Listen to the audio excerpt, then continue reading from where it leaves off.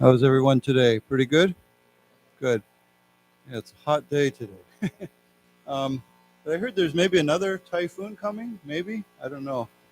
So this year we have no problem with typhoons. You know, the last 2 or 3 years it seemed like we had no typhoons. But I have come to appreciate typhoons because it brings lots of rain to Taiwan, which we always need.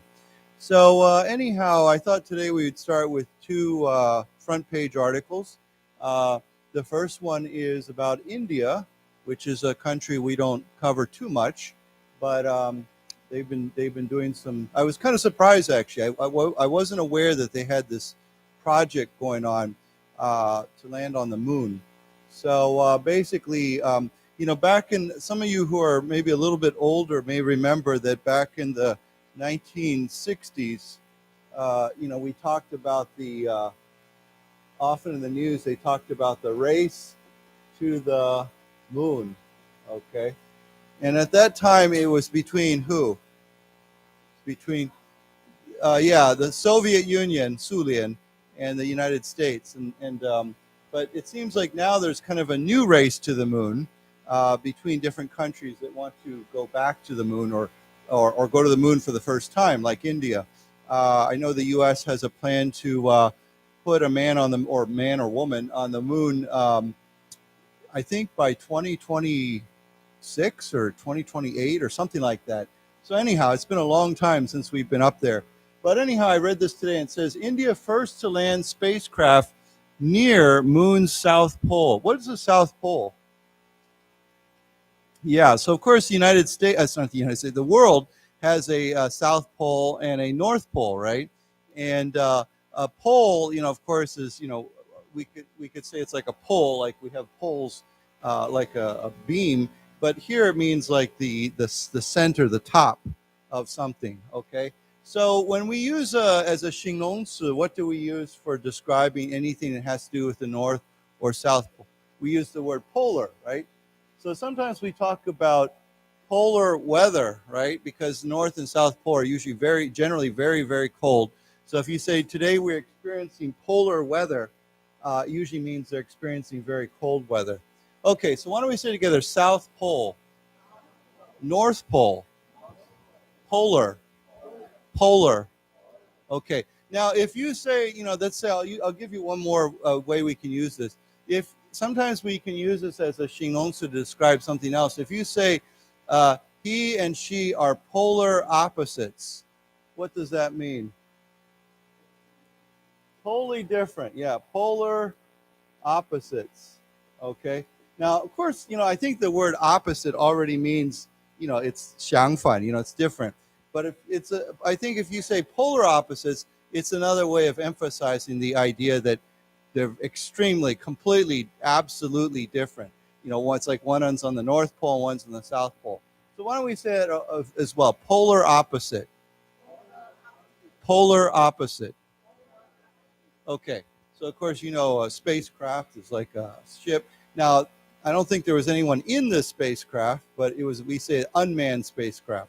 Okay, so I'll read this. It says, India yesterday became the first nation to land a craft near the moon's South Pole, a historic triumph for the world's most populous nation and its ambitious cut-price space program. Okay, so, you know, of course we know the U.S. and other countries have been on the moon before, but India did something special. They're the first nation to land a craft near the moon's South Pole, or South Pole.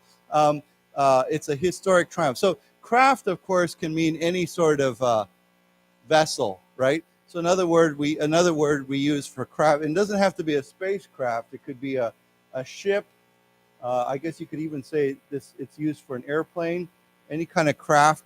But yeah, so why don't we say together, vessel, vessel. Yeah. So anyhow, you know, you can say they landed the space vessel, the spacecraft. Kind of, the idea is related to the idea of a ship. And of course, as we know, when we talk about ships like 船, we often compare those to water and also space. So it doesn't have to be something in the air. It could be something on the water. We could talk about a vessel or a craft. Okay, so anyhow, a historic triumph. Okay, so triumph, is to be victorious, to be triumph, to win. Okay, so why don't we say it together? Triumph, triumph, and triumph can be turned into a 形容词. What would the word be? Triumphant. So if we add the word letters A, N, T, then it's triumphant. So you can say after the game, the team was triumphant, or they felt triumphant. Oh yeah, I guess so. Yeah. So why don't we say it together? Triumphant. Triumphant. Yeah, it means you feel like you've won. Okay. So a historic triumph. Of course, triumph here is a noun, 名词. A historic triumph, and historic means that it's made history, right? Now, there is a bit of, these two words get used together often. Sometimes we see historical with an AL or historic. They're very similar. Sometimes historic means something that's happened in history, but sometimes it also means something that makes history, right? It sets a new mark. So it could either be something that happened before. For example, if we talk about the Taichung railway station, the 火车站, we talk about it's a historic building. It was built by the Japanese, and so the government has preserved it. But we can also say here it's a historic triumph. It's made history by landing at near the South Pole. Okay, so it's a historic triumph for the world's most populous nation. And what's populous mean? Yeah. So if you have a populous country or a populous city, it means that the population is very high. Okay. So population, I think most of you know this word, is what? 人口, right? So we can say, what is the population of Taiwan? And most people would say, probably around 23 million people. Okay. We could say the population of Japan is shrinking very quickly. It's getting smaller. I read just the other day that last year the population of Japan dropped by 800,000 people, which is pretty crazy. So anyhow, let's read this together. Population. Population. Populous. Populous. Okay, so the world's most populous nation. Now that's something that's quite new, right? Because up until recently, China was the world's most populous nation, but China's population is also shrinking. Okay, so it's a triumph for the world's most populous nation and its ambitious cut price space program. Now, I think you all know what ambitious means, right? What is ambitious? Yeah, if you have, I think we think it's generally good if you have lots of ambition. And what's ambition? Right, you want to do something, you want to accomplish something, you have a goal, right? You can say it's my ambition to make $1 million, before I'm 30, or it's my ambition to get all A's in my class. Okay, it's like a goal, it's like something you want to achieve. So you can say he has great ambitions, okay, to succeed. Okay, so why don't we say together ambition? Ambition. And then this becomes a 形容词, ambitious. Ambitious. Okay, so India has ambitions, right? Of course, they want to keep going. This is not they're not going to stop here. They're going to keep going with more space exploration. So India's ambitious cut price space program. Now, this is a good word right here, or expression. What does cut price mean? Yeah, basically, if you say something is cut price, you're trying to save money. You're trying to keep your costs down. Now, I just accidentally used a different way of saying this. We sometimes say cut rate, but cut, R-A-T-E, cut rate would be more about like pricing. Like if you're buying something, you can say that's a cut rate deal. Like maybe normally it costs 1,000 NT to buy this product, but today I see it's only 400 NT, and I'm like, wow, that's a cut rate price. Okay, so we use the word R-A-T-E. Rate means like price, how much. But cut price here means they're doing it on a very low cost. I mean, actually, a low cost would be another way of saying this. We could say something is low cost. We could say something is cost efficient. Okay, this is a word we often see in business. Something is cost efficient means they're keeping the cost low. So why don't we say these expressions? Why don't we say these words together? Cut price, low cost, cost efficient. Right. All these are kind of the same idea. We're trying to keep our costs low. We're not spending tons of money. Okay, so India has an ambitious program, but they're also trying to keep their costs down. Okay, so let's read this together. India yesterday became the first nation to land a craft near the moon's south pole. A historic triumph for the world's most populous nation. Let's say this again. Populous nation. And its ambitious cut price space program. Okay. Okay, and I'm not going to even try to pronounce the name of this ship. But it says the uncrewed Chandrayaan. Okay, I don't know how to say that, but it says which means mooncraft. Okay, that's easier. In Sanskrit, touched down at 12:34 p.m. GMT as mission control technicians cheered wildly and embraced their colleagues. What does embrace mean? We talked about this. Hug, yeah, to embrace. Okay. I told you before that Americans, not all Americans, but a lot of Americans are big huggers. They like to hug. I don't know, in Taiwan, they don't do that as much, but I'm always a little bit surprised when I go back to America and you're talking to your friend and you say, you want to say goodbye, or if when you see them and they come in for the hug and you're kind of like, what are you doing? So yeah. So anyhow, why don't we say together, embrace. Embrace. Now, of course, the word embrace can be used in a broader way. We can say if something really, you accept something with all your heart, right? For example, let's say your company, your boss is trying to promote a new idea or a new plan, and you say, I have fully embraced his idea. Okay, that doesn't mean, of course, you're hugging his idea, but it means that you have fully accepted his idea. If you embrace something, it means you're really holding on to it. You're showing your affection for it or your love for it. But if you embrace an idea, that means you really accept it with your full heart or your full mind. So that's another way we can say to embrace an idea or embrace a plan. Okay, it's a good way of saying it. So here it says the uncrewed. Now, what does uncrewed mean? Yeah, unmanned. What is a crew?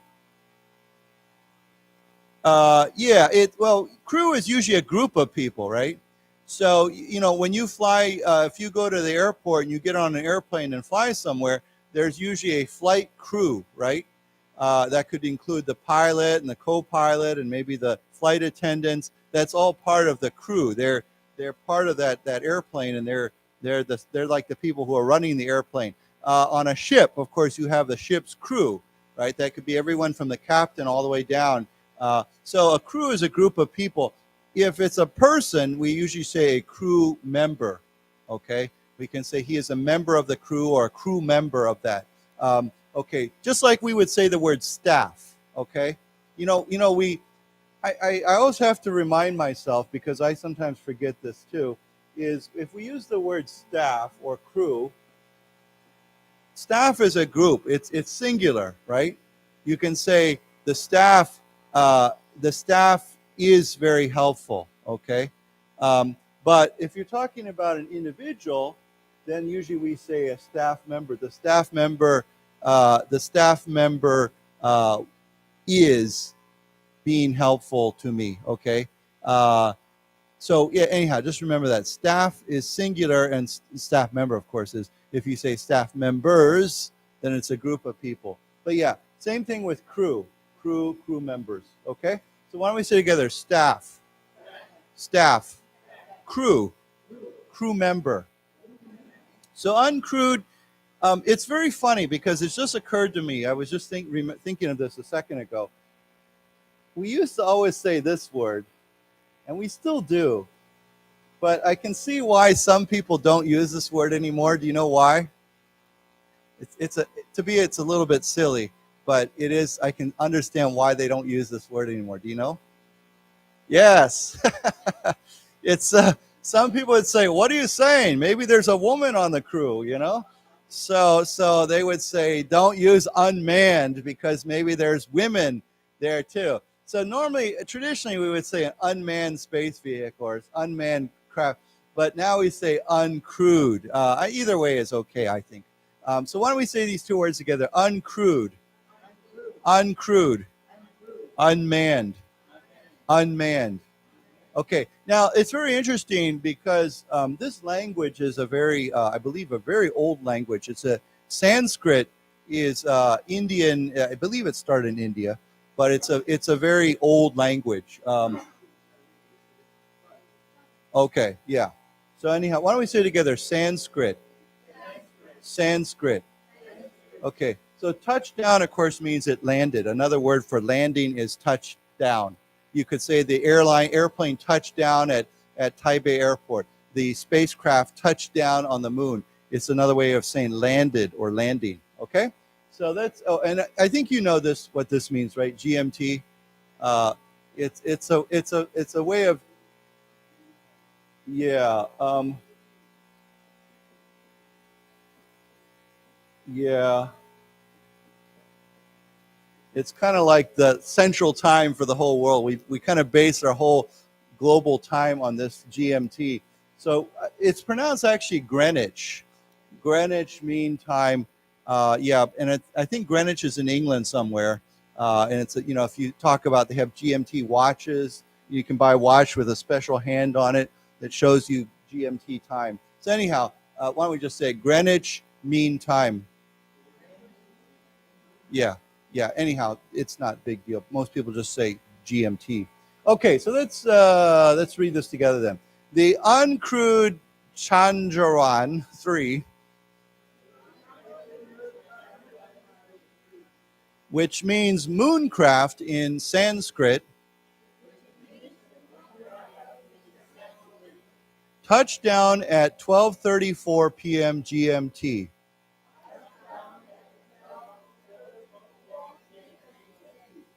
As mission control technicians cheered wildly and embraced their colleagues.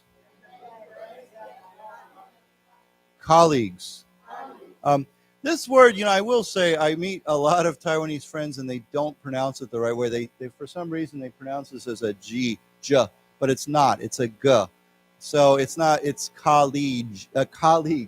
Yeah, maybe people look at it and they think of the word college, right?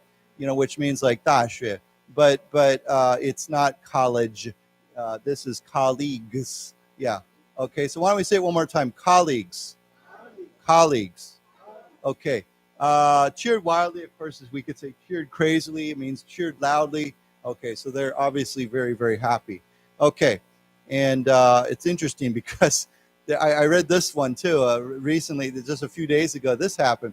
It said its landing comes days after a Russian probe crashed in the same region and 4 years since the previous Indian attempt failed at the last minute. So landing on the moon is still not easy, right? I mean, there's still accidents. Things can go wrong. So a few days ago, a Russian spacecraft, and we say probe. And what does probe mean? Yeah, now probe has many different meanings. It can be just a general word to investigate, 调查. You can say the police are probing this case. There is a probe into his money or his banking. It means an investigation. But a probe can actually be an object, okay? Like in this case, it's a spaceship or spacecraft that is investigating the moon's surface. So we can say the Russians wanted to land a probe on the moon. Now, a probe can also be something like sometimes a doctor will use a probe to check your body, right? Maybe, I know people, they, in their ear, or your mouth, your throat, or whatever, to see what's inside, or if there's something wrong. So you can say there's a probe. The doctor put a probe into his ear to check his ear. Okay, so probe is a broad word. Why don't we say together, probe? Probe, yes.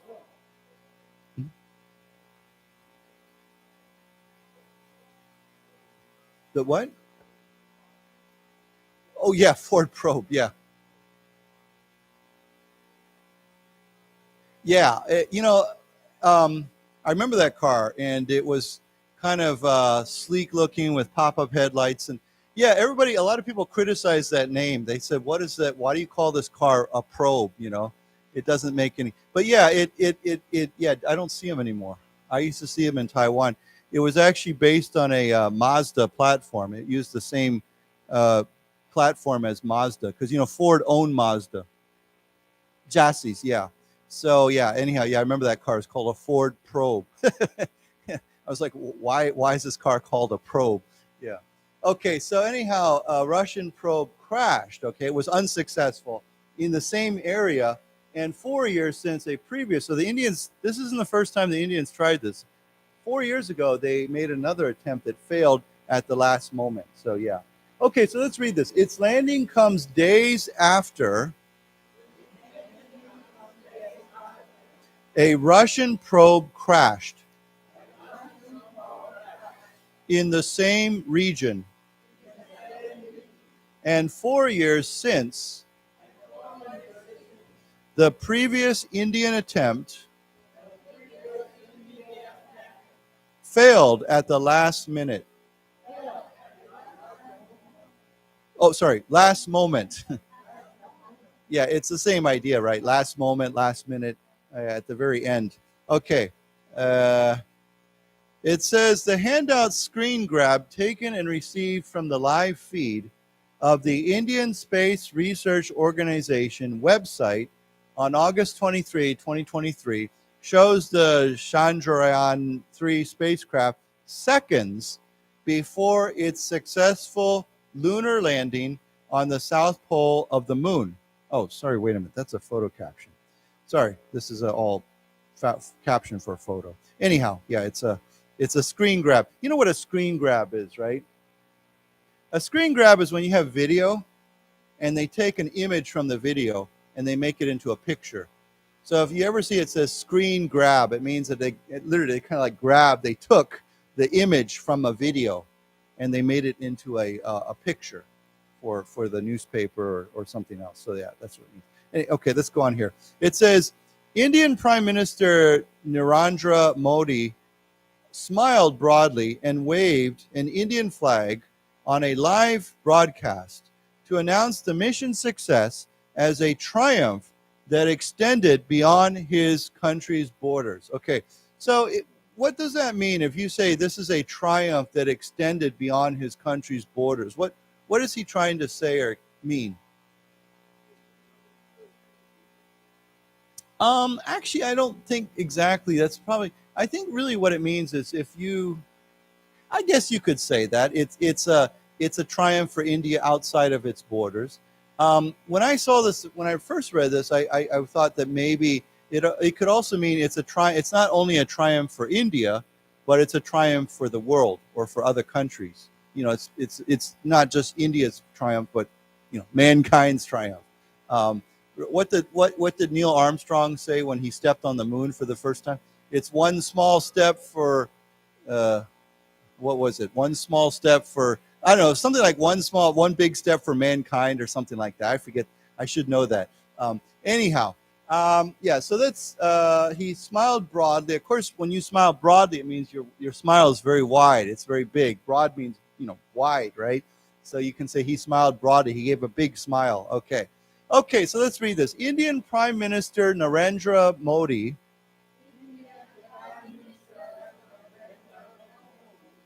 smiled broadly and waved an Indian flag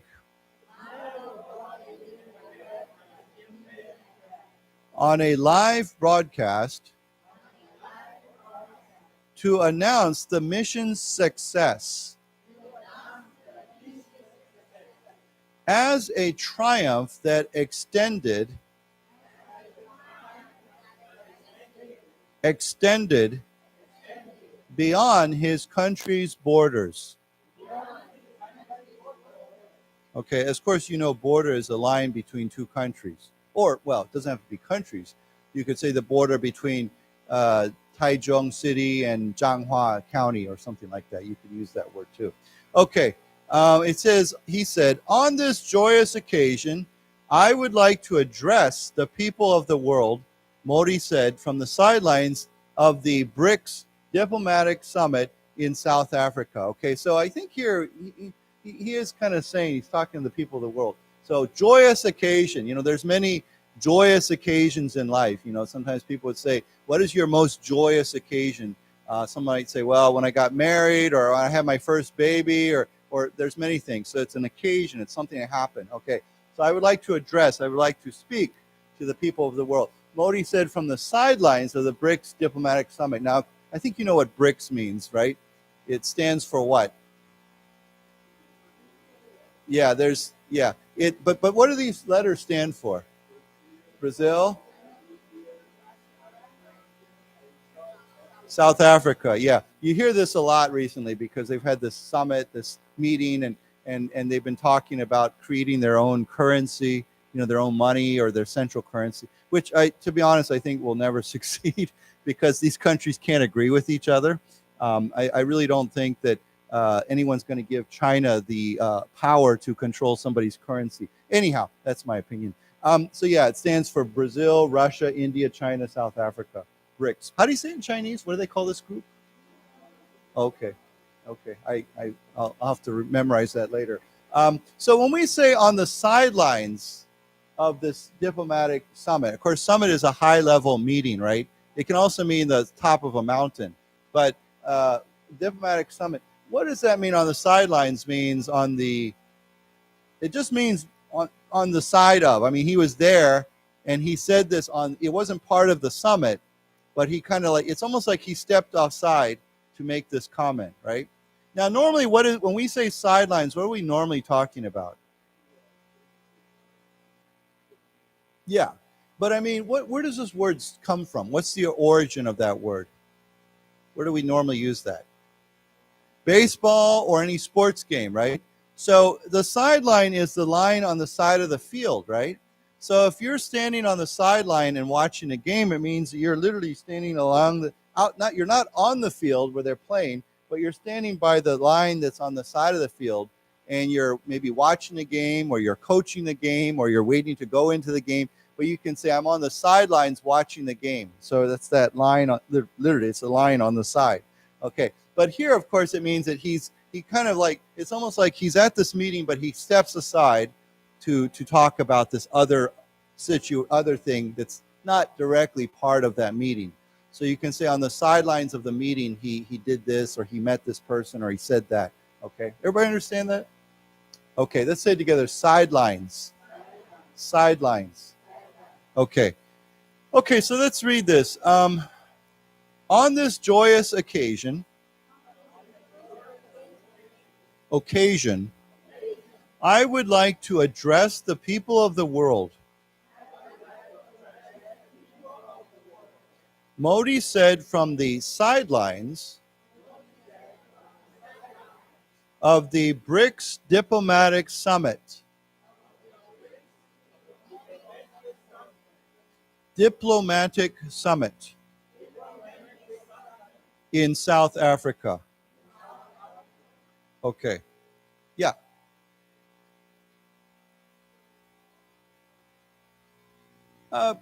Yeah, you can say something is joyful, it's about the same. Yeah, joyful, joyous, yeah. Both mean filled with joy, right? You literally, when you say joyful, full means filled, right? So joyful means filled with joy. Joyous, of course, also means with joy. So yeah, often we talk about joyous occasions, special occasions, sad occasions. So occasion is something that happens, right? Yeah, so that's a good question. Joyful, Joyful,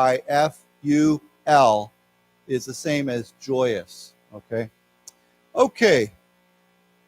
India's successful moon mission is not just India's alone, he said. This success belongs to all of Humanity. Okay, and what is humanity? Yeah, all of mankind. Now, it's funny again, we don't like to use the word mankind anymore because it has the word man, okay? But human, is a broader word. I mean, even though it still says man, human is more broad. So people say humanity instead of mankind, okay? So, because mankind, M-A-N-K-I-N-D, used to be a very common word. So let's say together, humanity. Humanity. I just... last week, I found a new restaurant near my house. Actually, it's a little bit further down, called Humanity. It had a big sign that said Humanity. I thought, okay. I haven't tried it yet, but I'll go check it. It does, but I think it's the idea. It says human and not, anyhow, I think it's ridiculous. I think it's all, in English, in America, we say PC language, politically correct language, right? And I understand there's certain things we should be aware of, but sometimes it gets a little bit out of control. I do think so. I agree. Sometimes the word needs to reflect the truth. Like fireman, that's not an accurate word anymore. It's firefighter, because there are women who are firefighters now. So there are certain words that we should change. Policeman, of course, would indicate a male. So it's probably better to say police officer. But, mankind, I don't know. I think it's fine. Okay, so let's read this. India's successful moon mission is not just India's alone, he said. This success belongs to all of humanity. Humanity. Okay. That's another photo caption. Sorry? Yeah.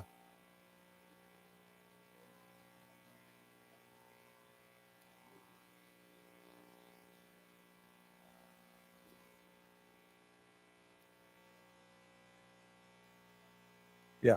We really, I would say stewardess is considered an outdated word. It's not. It has nothing to do with politically correct. Even well before the PC movement. What?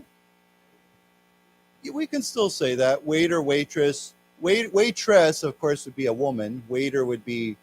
I think waiter is more of a neutral word, so we could use waiter for man or woman. But some people say wait staff, or something like that. Service staff. I think waitress, waiter. Waitress obviously refers to a woman, right? But the word stewardess, that's just a really old word that we don't use anymore. We say flight attendant, and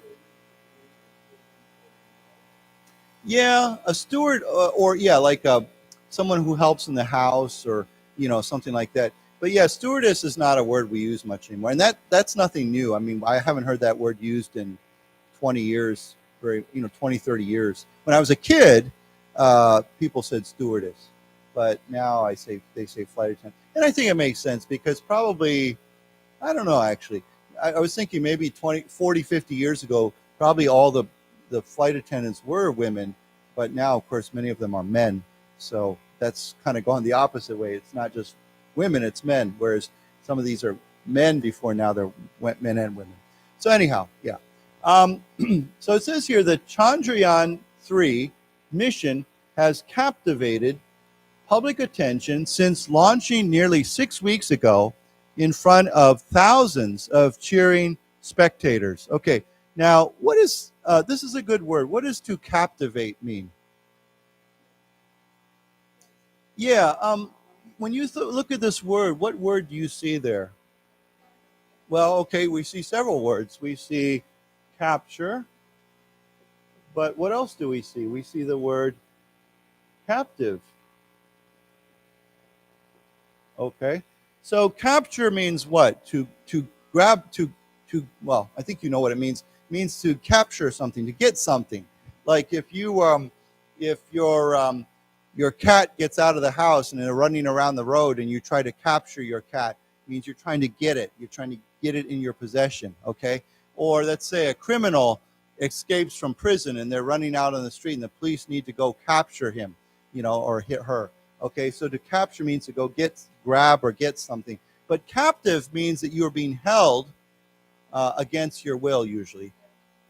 Yeah, you've been caught. So you can say he is being held captive by, it's like being a prisoner, right? To be held against your will usually. So captive.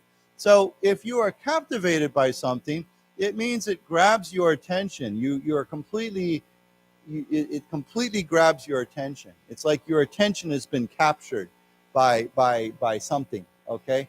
You can say my attention was captured by that movie. Or you can say I was captivated by that movie. It means it just, usually it means I liked it. It was really amazing. I was really just completely focused on it. Does everybody understand that? Okay. So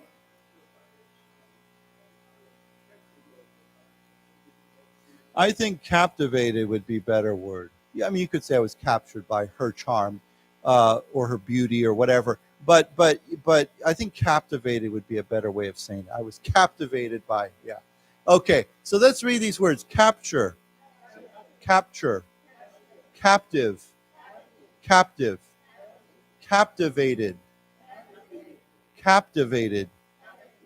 Right, so it's captivated public attention since launching nearly 6 weeks ago in front of thousands of cheering spectators. And of course, a spectator is someone who is, it's like an audience. It's someone who's watching something. Usually we have spectators for sports. People watch games, sports, and we have spectators for, many things. It could be a court hearing. It could be a performance. It could be anything. So why don't we say this word together? Spectators. Spectators. Okay. Yeah. Yesterday I met, for the first time, I met the kind of like the manager, the boss of the. I hadn't really paid much attention up until recently, but the Taichung has a professional basketball team. So I went into their company to meet them better, and it's called the Taichung Suns. And I thought that's a great name for a Taichung basketball team, right? Because we often have the sun, right? The weather's very good. So the basketball team is called the Taichung Suns, and they're based here. There's another team in Taichung now called the Dreamers, but they're more of a Zhanghua team, I think. They came up from Zhanghua, and they're here, and I heard maybe they'll go back to Zhanghua when they build a new stadium for their games. But Taichung Suns, they're Taichung team. So anyhow, thought that was cool. So let's read this together. The Chandrayaan-3 mission has captivated public attention. Let's say it again. Captivated public attention since launching nearly 6 weeks ago in front of thousands of cheering spectators. Okay, so these are all, people are really excited about this in India. Okay, so I thought this is very interesting. Politicians stage Hindu prayer rituals to wish for the mission's success, and school children followed the final moments of the landing from live broadcasts in classrooms. Okay, so you know what Hindu means, right? What is it? Hindu Jiao, right? It's their religion, the most common religion in India. So they had Hindu prayer ritual. And what's a ritual? What's another word for ritual? Ceremony, yeah. So a ceremony, a ritual. Ritual is usually a word that is more associated with religion, whereas ceremony is a broad word, right? We could talk about a political ceremony or a government ceremony. But when we say ritual, that usually is more focused on a religious, 宗教 type of thing. Although we sometimes use the word ritual to mean, it could be used in other ways. For example, you can say my daily ritual, which often refers to my daily routine. Okay? You know what a routine is, right? Routine is like your regular schedule. So If someone says, it is my daily ritual to buy a cup of coffee before work, okay? Someone might say, it's my daily ritual to go to Starbucks every day, or it's my daily ritual to go walking for 5 kilometers before I go to bed. It's like your routine, okay? So the word can be used in that way as well. Now, of course, when we say this word, the T has a ch sound to it, CH sound, ritual. Okay, so why don't we say together, ritual, ritual. And then that word over there, routine, routine. Okay, so they held Hindu prayer rituals to wish for the mission success. And of course, school children, they were following the final moments of the landing from live broadcasts in the classroom. So this is very exciting for India. Okay, so let's read this. Politicians staged Hindu prayer rituals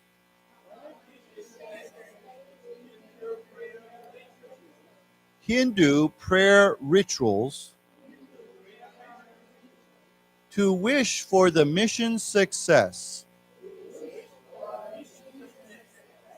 And school children followed the final moments of the landing from live broadcasts in classrooms. Okay. Yeah, I was wondering about this because they said the mission was launched 6 weeks ago. So I was like, wow, that's a long time. So here it says Chandrayaan-3 took much longer to reach the moon than the Apollo missions in the 1960s and 1970s, which arrived in a matter of days. Okay, so when we say something happens or is in a matter of days, it means within a few days. So you can say, how long before you take your trip? And you say, oh, my trip's coming up in a matter of days. Or how long before you do this? Oh, it's just a matter of days. It means it's going to happen in a few days, within a few days. Okay? So here, why don't we read this? Chandrayaan-3 took much longer to reach the moon than the Apollo missions in the 1960s and 1970s, which arrived in a matter of days. Okay. I think you know Apollo missions were those missions where they sent people to the moon, right? Like Neil Armstrong, yeah. You know, I was reading some history, I don't know, somewhere, a museum or something. He visited Taichung back in the 1970s. I remember I saw pictures of him landing at Qingxuangang and coming to visit Taichung. So, you know, back then, of course, he was a big hero, right? Because he went to the moon. So, yeah, I thought it was kind of cool that he came to Taichung to visit. Yeah. Yeah, I think he is. I mean, he's quite an old man now, but I think he still is alive. Yeah. What? Yeah. He's still alive? He's not alive. I'm not sure. Neil Armstrong. Oh, he's dead. Oh, okay. Okay. Not Lance Armstrong. Yeah, Neil Armstrong. Yeah. Yeah, okay. So maybe he is dead. Yeah. Okay. Okay. Here it says, India used rockets much less powerful than the ones the U.S. used back then, meaning the probe had to orbit the Earth several times to gain speed before embarking on its month-long journey. Okay, now this is interesting. I don't really understand space flight too much, but this is interesting. What does embark mean? Yeah, to go on something like a trip. You can say, I am embarking on my trip to America on Saturday. Means I'm leaving, I'm departing, I'm going on my trip to America on Saturday. So you can say embarking on on a journey, embarking on a trip. Okay, so it's a very common word we use for trips. Okay, so why don't we say together, embarking, embarking. Okay, so the reason this trip obviously took much longer is they use rockets that are much less powerful than the ones the U.S. used, meaning the probe had to orbit. And what does orbit mean? O-R-B-I-T? To circle, to go around, right? So, but yeah, we usually when you say orbit, it doesn't mean you're on land. It means you're in the air. Like, for example, if I got on a boat and I sailed around the world, we wouldn't say I orbited the Earth, because orbit means you're in space, you're in the air. Now, if you got in an airplane and somehow flew around the world, or you got in a spacecraft, then we could say you're orbiting something. Just like we say the moon orbits the Earth, right? Because it's in space. But so this is, yeah, specifically to space. So why don't we say together orbit? Orbit. Okay. Of course, the thing that orbits the most now is satellites, right? There's thousands of satellites in the air nowadays. Okay. So it had to orbit the Earth several times to gain speed, which I think is kind of cool, to go faster before embarking on its month-long journey to the moon. Okay, so let's read this. India used rockets much less powerful than the ones the U.S. used back then.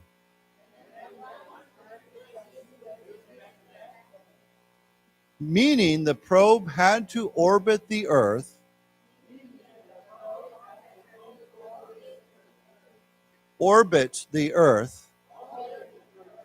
several times to gain speed before embarking on its month-long journey. Okay. I guess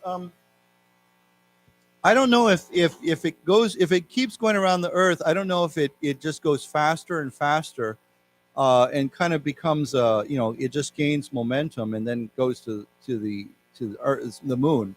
So yeah, I don't know. I know that I've heard in the past, like, other spacecraft will go around the sun to get more speed, and then they can go faster, right? Yeah.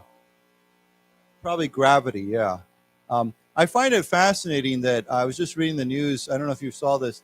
The farthest spacecraft from Earth is the one that was launched by the U.S. Back in the Voyager. There's Voyager 1 and Voyager 2, and they've already left our solar system. I mean, they're way out there, and they're still managing to get a signal back to Earth, It's just the tiniest signal, but they're still working. And when NASA launched those spacecraft, they did not expect them to last this long, but they're still going. So it's kind of cool to think there's something billions of miles out there still going. Okay, so it says here the lander of Vikram, which means valor in Sanskrit, detached from its propulsion module last week and has been sending images of the moon's surface since entering lunar orbit on August 5th or 5. Okay, so the lander, of course, is a part of the spaceship that lands on the moon. We call that a lander. Okay, valor. What does valor mean? Courage. What else? Bravery, right? If someone shows valor or bravery or courage, it means, 很勇敢, right? So we can say he showed great valor. This is a word we use a lot in the military. It's someone acts with valor. Okay, so why don't we say together valor? Valor. Okay, so detach means what? What's another word for detach? Separate, right? If you detach from something, it means you can say the train car detached from the rest of the train. Okay, so why don't we say together detached? Detached. Sometimes we can use this word to describe people, right? If we say they act in a very detached way, it means like they seem they're not connecting to other people. They're kind of emotionally distant from people. They're isolating themselves from people. So if you say he acted in a very detached way, it's almost like he doesn't care or he has no emotion. He feels, yeah. So anyhow, it's another way of saying this. Detached from its propulsion module. Now, module is usually like a part, a piece.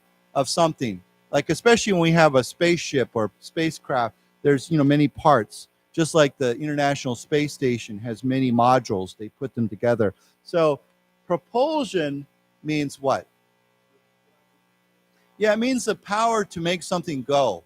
For example, our car is the propulsion for our car comes from the engine, right? Well, and there's a whole system there. You could say the propulsion for the spacecraft comes from a rocket that pushes it up in the air. So propulsion means to push something, to make it go. Okay? So why don't we say together, propulsion, propulsion, module. This D has a J sound, so module, module. Now, I will say this word module also gets used in another way. When we're taking classes, like in school, sometimes we have special classes or units in a class, right? For example, let's say you're studying science, and then part of your science course, they have a module for biology or chemistry. It's like a special unit or a section. So we use this word sometimes for defining a part of a greater course. A part of a greater class, it's another unit in that class. So we say a module. Okay, so it's been sending images, pictures of the moon's surface. Okay, so let's read this. The lander Vikram, which means valor in Sanskrit. Sanskrit. Detach from its propulsion module. Let's say it again. Propulsion module. Last week, and has been sending images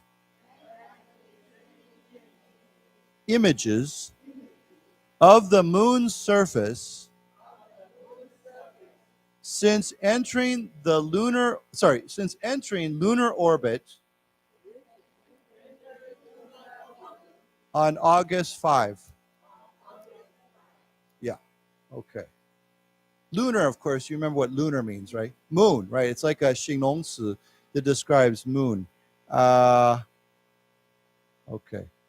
I just thought of something. I have to remind myself, too. Earlier this month, or I think it was late last month, we had something called a supermoon. Did you see this? The moon was super big. And there's another one coming on August 30, I believe. You need to check, but I think it's the night of August 30. There's another supermoon. And it's very, very rare to have these supermoons in a row. And there's a special word expression we use to describe this now. They're actually calling it this. What do they call it? I'll give you a clue. If something almost never, ever, ever happens, there's an expression in English we use. Once in a blue moon. Yeah. So they're calling this a blue moon. Okay. So if someone tells you, if you say, how often does he do that? And you say, once in a blue moon. That means almost never. It's very, very rare, right? So you could say it's once in a blue moon that I go to Kaohsiung. Yeah, I don't go there very often, okay? So it just means very, very rarely, once in a blue moon, because blue moons don't come very often. So this moon on I think it's August 30. You can check, but it's called a blue moon. So yeah, the last one about several weeks ago, I was on my motorcycle and it was night and the moon was huge. I was just staring at it because it was so big. So anyhow, it's very rare. So we say once in a blue moon. Why don't we say together? Once in a blue moon. Once in a blue moon. Yeah. Okay.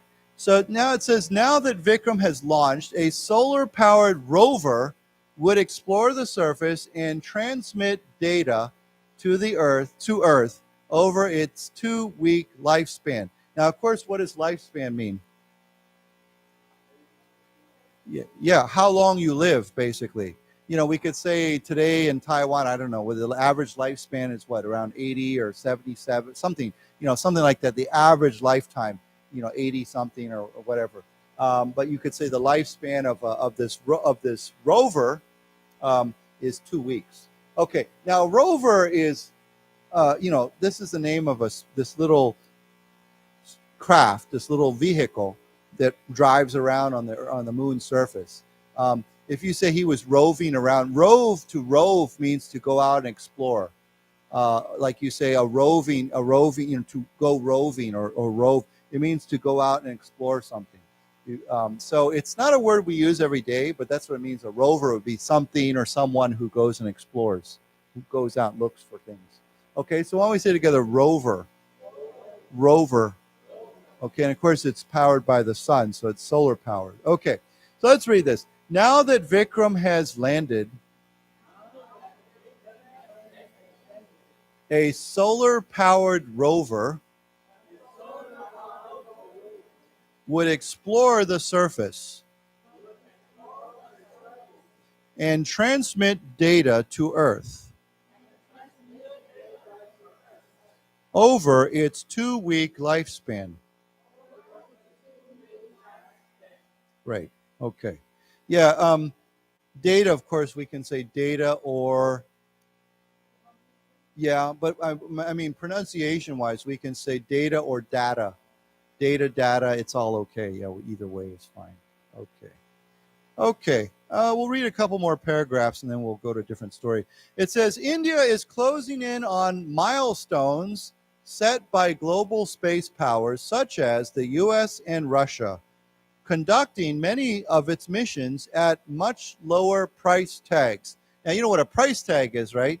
When you go shopping, there's a price tag on something. It tells you how much. I remember in the old days, whenever I'd go to shopping for cameras or electronics in Hong Kong, nothing ever had a price tag on it, right? You would go into the store and you'd say, how much? And the guy would pull out his calculator and he'd be like, and he'd give you a price. And I was like, okay. And then I would bargain with him. I'd say, how about this price, you know? So yeah, it was very funny because they always wanted to bargain with you. So they never added a price tag. So it was very important you did your homework, right? You knew how much that was worth. Yeah. So anyhow, India is closing in on. So closing in means what? You're what? What is that? Getting close to, getting near to. So you can say, I'm closing in on my goal. I'm closing in on my completion of this project. It means you're getting close to something. If you're closing in on something. So what is a milestone? It's like you could say, I guess it's a goal, but it's a specific, it's like a mark of progress. Like, I'll give you an example. If we have an ultimate goal, like there's a main goal, a big goal, then maybe we have different milestones that we have to meet to hit that goal. Like, before I finish this project, I have to first do my research, and then I finish that, and then I have to write the paper first time, and then I have to review it. And so there's different milestones. Why do we use the word milestone? Because what does this come from? We still have milestones, but of course Taiwan doesn't use miles, right? But when you're driving on the road, on the highway, and you see these markers, right? It says 253 kilometers and 254 kilometers and 250, those are milestones. Now, of course, today they're not stones, but in the old days, they were stones with numbers written on them. So we can say they're like markers on the way to your destination, on the way to your goal. So just like that, on the way to your goal, there's certain milestones that you have to pass or cross. So they're closing in on milestones set by global space powers. So they've had these things. Okay, we need to do this. Now we have to do this. Now we have to do this.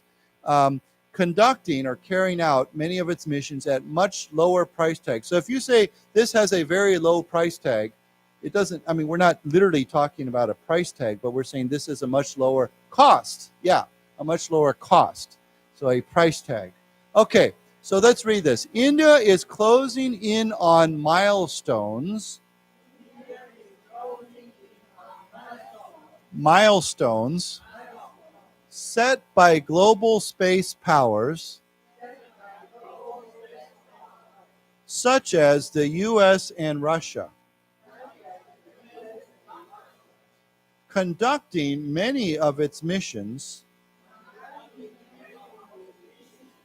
at much lower price tags. Price tags. Right. Now, a tag is a label, right? There's usually a tag on the back of your shirt or a tag on your mattress, on your bed. You know, it's just a label. Okay. Okay. Yeah. Mm-hmm.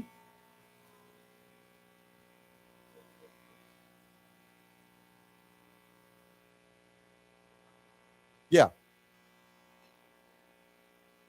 Yeah. Yeah. That's a good question. That's an excellent question. That's an excellent. Yeah. I have no idea. I don't know if India. Yeah, I don't know if they. I don't think they have sent a person into space yet on their own. So that's an excellent question. I wonder what they would call that. It sounds like they like to use Sanskrit, this language. So maybe they'll come up with a special name, some sort of knot, right? And you know where that word comes from, right? The word, you know, he raised a very interesting point. We have, of course, astronaut probably was the most original word that everybody knew. And then we had cosmonaut. And China now most recently has it's what is it, Taiko? But I think they use TAKO. I think it's this, like this. Okay. So naut comes from the word nautical. Okay, and what does nautical refer to? It's a 形容词, but what does that word refer to? Sea. So basically it refers to sailing, like a sailor, right? And as you know, of course, there's a lot of connections between words we use for the ocean and sailing, and also the space, or flying, or space, going into space. So this word nautical, you know, we talk about a nautical map, or a nautical chart, or nautical, you know, words, you know, anything to do with sailing, you know, when you sail a boat. Okay. So here we take this word naut because these are guys that are, or women, men or women who are in space. They're sailing in space. So astro, of course, means space, refers to space. Cosmo also has that idea of the universe or space. I think cosmo is more of a universal idea. You know, we talk about the cosmos. But taiko comes from the Chinese word. Taikong, yeah, so they say taikonaut. Okay. Why don't we say these together? Astronaut, astronaut, cosmonaut, cosmonaut, taikonaut, taikonaut, and then this word nautical, nautical. Okay, so yeah, it's very fun. But that's an excellent question. I'm looking forward to finding out what the Indians use for their astronauts.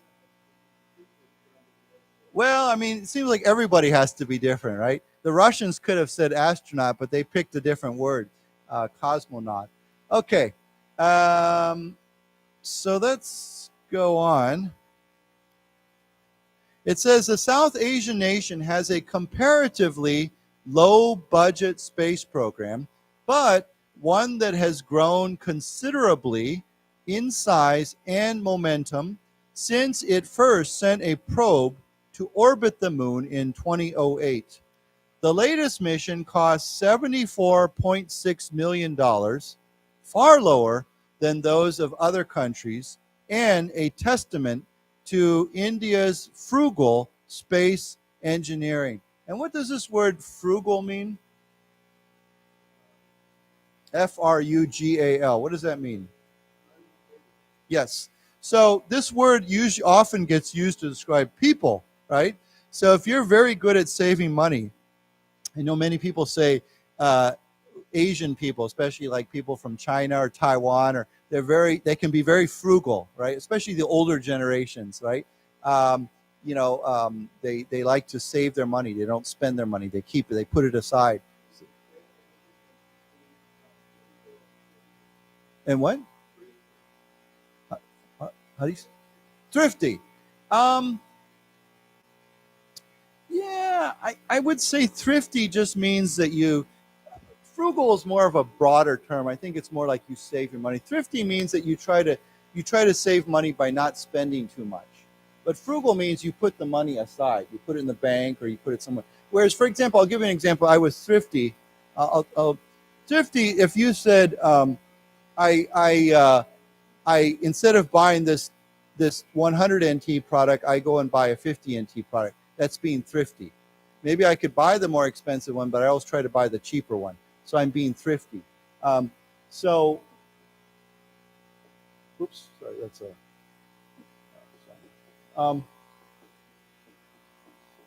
That's THRIFTY. Now in America, we have a whole kind of store called a thrift store.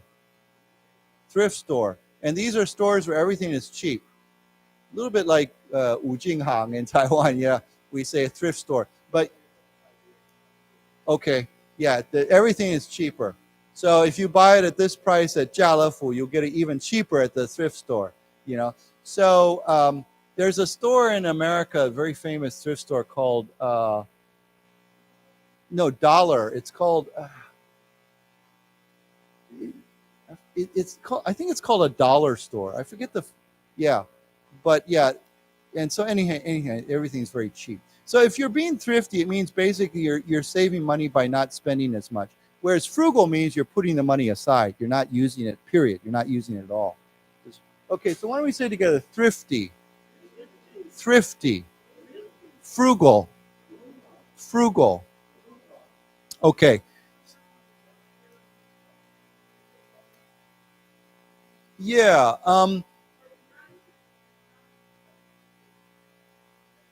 So in America, we have a whole kind of store that we call a Goodwill store.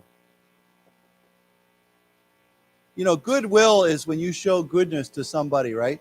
A Goodwill store is where you donate, you know, you juan your stuff to the store and they sell it and then they use the money to help people.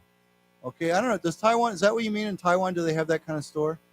So maybe I have a chair that I don't want anymore or some clothing and I donate it to the store and of course they clean it or fix it up and then they resell it secondhand and the money all goes to help somebody, you know, helps, you know, like a charity. It's the son. Yeah. So why don't we say together, Goodwill store. Goodwill store. Yeah, very common actually. And it's very interesting. My sister and many of my friends, they love to go to Goodwill stores because sometimes you find some very interesting stuff there, you know. People, they just give it away and you're like, wow, that's very cool or that's very interesting, you know. So yeah. Yeah, Salvation Army has Goodwill stores too. That's an organization. It's a charity. It's in America. It's very, very famous. It's called Salvation Army. Yeah. Okay. So the South Asian nation, India, has a comparatively low budget spacecraft. Of course, when we say comparatively, it means compared to other countries, right? So let's say it together, comparatively. Comparatively. Right. So if I say, well, how much does it cost to fly to Okinawa? And you say, well, it's comparatively cheap. You know, that means when you compare it to other places, right? Now, maybe you still think, well, it's still a little bit expensive, but comparatively, it's cheaper than another place. Okay. So a comparatively low budget, that means low cost, low budget. Budget, of course, means what? Cost, like what? 预算, right? Budget. Let's say together, low budget. Low budget. Okay. But the space program has grown considerably. It's grown a lot in size and momentum. And we talked about this word before. What is momentum? Momentum is forward motion, right? So if you have momentum, it means you're moving forward and you're usually moving faster and faster. For example, if I take something and I let it fall down and it starts moving faster and faster, it has momentum. If you have a car on a hill and you let go of the brakes, the car will start moving faster. It gains momentum as it goes down the hill. So you can say my project, you know, if you're working on a project or a plan, you can say we are gaining momentum. It means we're going faster. We're making progress, okay? So momentum is a good word. Why don't we say together momentum? Momentum. On the other hand, if you say we are losing momentum, it means we're starting to go slower and slower and slower. We're not making progress. Okay, so the Indian space program has grown in size and momentum since it first sent a probe to orbit to go around the moon in 2008. Its latest mission is 74. That's cheap. $74 million. I mean, for a space, to send something to space, that's really cheap. Okay, and it says this is a testament to India's frugal space engineering. When we say something is a testament, what does that mean? It's proof. It's like a witness to something, but proof is probably the best word. It proves something. You can say this proves that India has a frugal space program. Because a testament is almost like when you give your testimony, it's almost like a testimony, right? Testamony means to say something about something. Like sometimes when you watch a 广告 on TV and there's a famous person and they're saying, I use this product and it helped me very much. That's a testimony, right? You're saying something did something for you. So here, this testament is like proof. It's showing that India has a frugal space engineering or space program. Any questions? Everybody understand that? Okay. So yeah, I'm impressed. $74 million to go to the moon. Wow. Okay. It's a bargain. Okay, so let's read this. The South Asian nation has a comparatively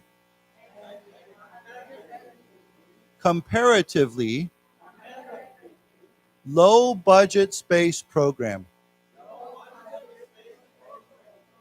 but one that has grown considerably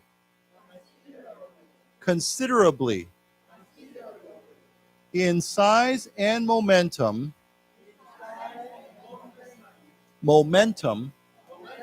since it first sent a probe to orbit the moon in 2008.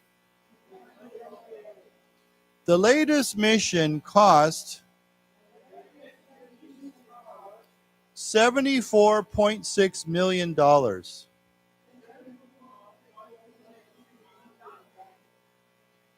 Far lower than those of other countries,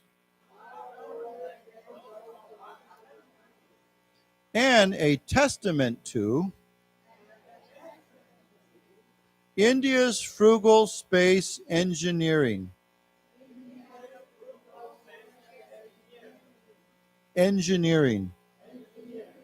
Okay.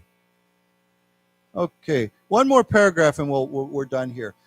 Experts say India can keep costs low by copying and adopting existing technology, and thanks to an abundance of highly skilled engineers who earn a fraction of their foreign counterparts' wages. Okay, what's abundance mean?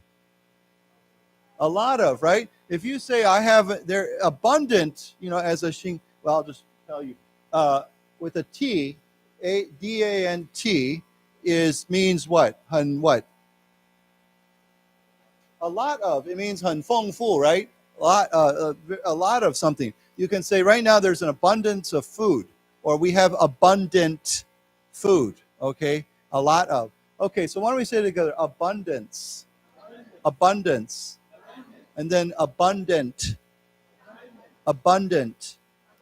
Okay, so India has an abundance of highly skilled engineers who earn a fraction of their foreign counterparts' wages. Now, when we said this before, counterpart means what? Same as you, but on the other side. So when we say foreign counterparts, it means foreign engineers, just like them in other countries.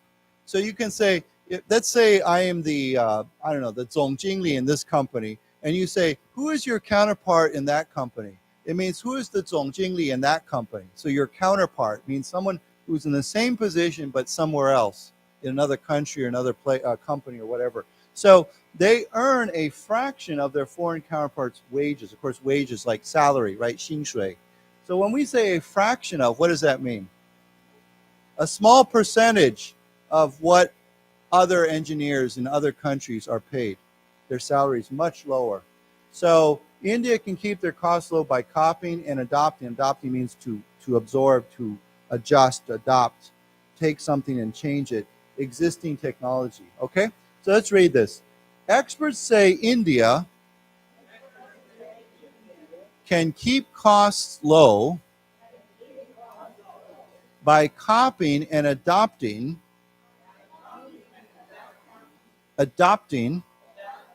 existing technology. And thanks to an abundance of highly skilled engineers who earn a fraction of their foreign counterparts' wages. Let's say it again. Counterparts' wages. Okay, yeah. So you can say, what's your wage? Now, of course, normally we say salary or your income, but wage is another way of saying that. This last paragraph is very interesting. I was having a talk with one of my board members at AmCham, Taichung Meiguo Shanghui, and he works with many companies around Asia. And he said that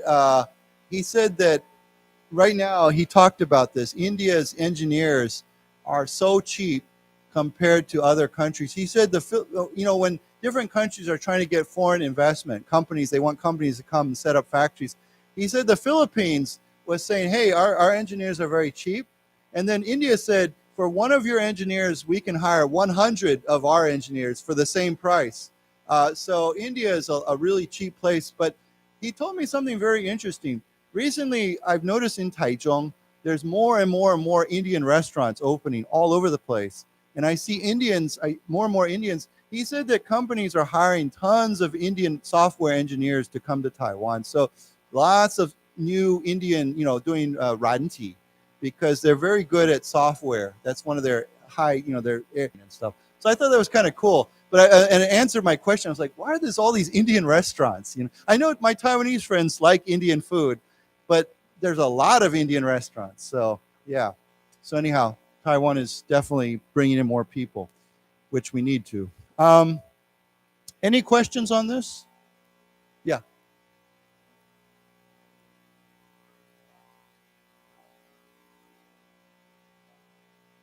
Caltech?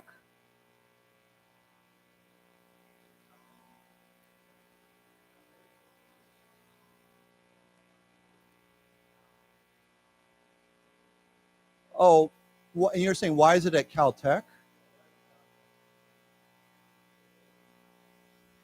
Well, they're one of the best schools for technology, right? So it's like MIT, right? So, yeah, in California Institute of Technology. So in America, there's two schools that compete for the best engineers. One is MIT on the East Coast, and one is Caltech on the West Coast.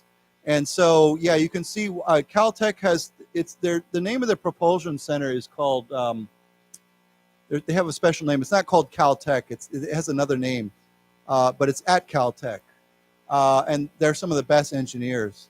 So they work with NASA to do a lot of this research and engineering. So yeah, I think it's just they put that at that school because that school is such a center for those engineers. So, yeah, long time ago. I forget the name. It's a very famous name, the name of that center. Yeah. But yeah. Okay.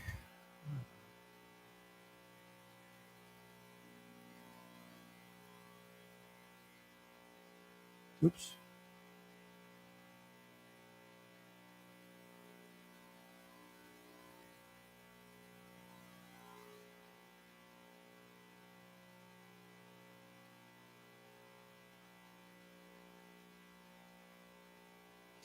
So, in the meantime, since I met with you the last time, every single day, the international media and news is just completely full of bad news about China. I mean, just every single day. I was telling my friends over the last month, the whole global story, we say narrative about China has completely gone it's gone like this. It's just gone down. So every day, it seems like every media story I read about from international global media, it's just bad news about China. So it's very interesting to see what's going on over there. A lot of people don't know what's going on over there, but things are obviously not going well. So then yesterday, this story came up, and everybody was like, what's going on? What's happening? So it says here, Xi skips speech on economy at BRICS summit. Okay, Bloomberg is the name of the news agency. So we talked about this BRICS summit that India was at, and then now you have this happening. It says, Chinese President Xi Jinping failed to attend a business forum in South Africa where he was expected to deliver a speech defending China's economy and its support for emerging markets, as fears mount that the Asian nation's struggles could cause global turbulence. Okay, now this is a great word. What is turbulence? Yeah, but what does this word actually come from? Not so much earthquakes. Where do we often experience turbulence? In the air. Yeah. So turbulent is just a general word. It's a general 形容词 that means rough, bumpy, rough. So if you are in the airplane and they say, please fasten your seatbelt because we are about to experience turbulence, it means you're going to experience rough air. The plane is going to go up and down, and it can be very scary. But yeah, so we call that turbulence. But turbulence is a general word to mean it's rough. It's up and down. It's rough. It's bumpy. So we can talk about turbulent times, turbulent stock market, our turbulent lives. It means they're very rough and very bumpy. So we say global turbulence. It means it could cause trouble globally. Like it could be rough, the economy or whatever else could be turbulent. Okay, so why don't we say this together? Turbulent, turbulent, turbulence, turbulence. Okay, so because China is the second largest economy in the world, of course, if they're having a rough time, it could cause global turbulence. So he failed to attend a business forum. Now, forum, of course, is a meeting, right? Normally, originally in Greece, ancient Greece, a forum was where we exchange ideas, right? It was actually a place. But now we use forum to express the idea that it's a meeting where we exchange ideas. So why don't we say together, forum? Forum. Okay, so he was expected to deliver a speech defending China's economy. Now, of course, when we say defending China's economy, it means if you're defending an idea, right? If you're making an argument or case, you're saying, this is the right way, this is the correct way, this is good. You're defending this idea or whatever. So that it's not like he's fighting, but he's defending an idea. So defending Chinese economy and its support for emerging markets. Now, emerging markets usually means markets in emerging countries. And an emerging country is, another word for that would be what? There's another term we often use for a country, emerging market, or we talk about, what? Yes, developing countries. So these are countries that are not as advanced, but they're coming up. Emerge means to come out, right? So an emerging market or emerging nation or developing nation is a nation that's coming up. Like, I don't know, India, I guess you could say, was an emerging market. Or third world countries that are coming up, yeah. Okay, so it's like a new, yeah, it's coming out. Okay, so as fears mount, of course, we've talked about this word before. What's another word for mount? Rise. Fears grow. Fears rise. That the Asian nation struggles could cause global turbulence. Okay, so let's read this together. Chinese President Xi Jinping failed to attend a business forum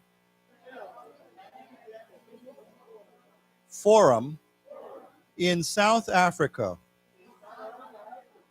where he was expected to deliver a speech defending China's economy and its support for emerging markets. As fears mount that the Asian nation's struggles could cause global turbulence. Okay, let's say it again. Global turbulence. Okay. According to a public schedule, the Chinese leader was set to address the BRICS Business Forum on Tuesday after meeting with South African President Cyril Ramaphosa earlier in the day. Instead, delegates were greeted on stage by Chinese Minister of Commerce Wang Wentao, who read the speech without giving an explanation for Xi's absence. What does absence mean? You're not there, right? So if you're normally in this class, but one day you say, oh, sorry, tomorrow I'm going to be absent with a T, it means I'm not going to be there. So why don't we say together, absence? Absence. Okay, so instead of giving the speech, one of his officials read his speech. Okay, so when we say he was set to address, it means he was scheduled to address. An address means to speak to the BRICS Business Forum on Tuesday after meeting this South African president. Okay, so let's read this. According to a public schedule, the Chinese leader was set to address the BRICS Business Forum on Tuesday after meeting with South African President Cyril Ramaphosa earlier in the day. Instead, delegates were greeted on stage by Chinese Minister of Commerce Wang Wentao, who read the speech without giving an explanation for Xi's absence. Absence. Right. Okay. The Chinese economy has strong resilience, tremendous potential, and great vitality. The fundamentals sustaining China's long-term growth will remain unchanged, Wang read. The giant ship of the Chinese economy will continue to cleave waves and sail ahead. Okay, so there's some words here. We talked about this before, but what does resilience mean? What's another word for this? There's a simple word for resilience. Strength, yeah. I think resilience, it means, I think of maybe a better way, we could say enduring strength. So if you're strong and you will stay strong, it is resilient. You know, something can be strong for a very short time, but then it breaks. But if something is resilient, with a T, E-N-T, then it is strong and it will stay strong. It won't break when things are rough, okay? So let's say together, resilience. Resilience. And then as a 形容词, resilient. Resilient. Okay, so it has strong resilience, tremendous potential. Of course, you know, potential means it can grow. There's room for it to grow. And great vitality. And what's vitality? Energy, life, you know. If something has vitality, it means it's full of energy, full of life. It's you know, obviously we like to be, you know, have vitality. Okay, so why don't we say together vitality? Vitality. Okay, so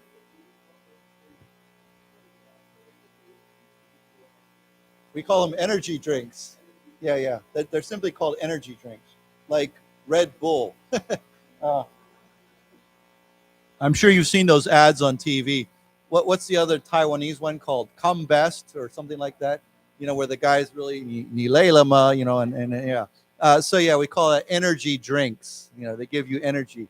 But it's funny, there's a very famous Taiwanese drink company called Vitalon, right? So I think they took the name, this Vitality, and they put it into their name, and they changed, what is it, Wei Ta Lu, right? They changed it to Vitalon. Yeah. Wei Ta Lu P is right. Isn't that the drink? Everybody, it's like energy. So why don't we say it one more time? Vitality. Vitality. Okay. The fundamentals sustaining China's long-term growth. Now, fundamentals, what does the word fundamental mean?